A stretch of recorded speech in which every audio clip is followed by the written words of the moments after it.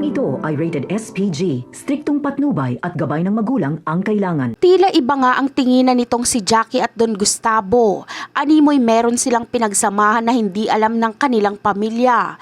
Para silang may sikretong hindi dapat malaman ng lahat dahil siguradong ikakasira ito ng kanilang pamilya. Ngunit ang sikretong ito ni Jackie at Don Gustavo ay matutuldukan na dahil na rin kasi sa galit ni Olivia sa kanyang papa ay magkakaroon siya ng dahilan para hanapan ng butas ang kanilang pamilya.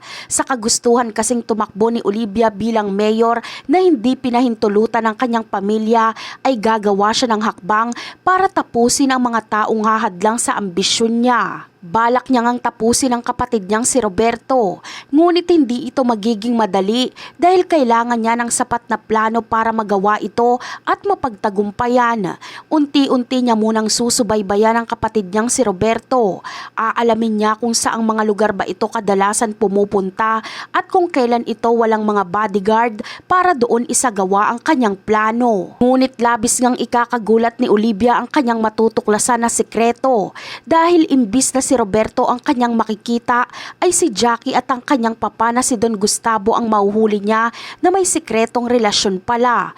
Pagkakataon na ito ni Olivia upang magkaroon ng ebidensya laban sa papa niyang si Don Gustavo at sa hindi nila kinikilalang parte ng pamilya na si Jackie.